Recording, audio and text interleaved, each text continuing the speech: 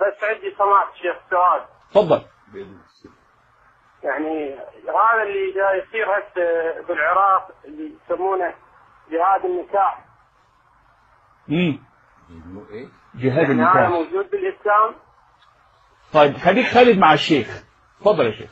يعني خالد كأنه أخذنا إلى مسألة العراق وكنا سنجعل لها وقتا في نهاية الحلقة، لكن تفضل شيخ.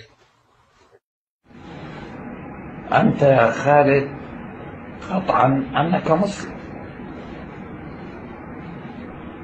مشان تفهم فكرة جهاد النكاح، فجهاد النكاح من أيام الجاهلية.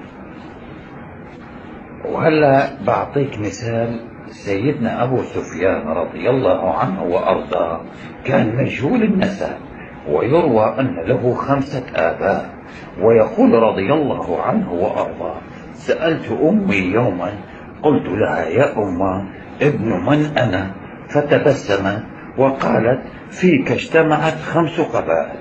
يا ابني، القبائل العربية كانت مشتتة ومتناحرة فيما بينها، إلى أن جاء جهاد النكاح فوحد القبائل إلى كان. إن لجهاد النكاح فوائد لا تعد ولا تحصى،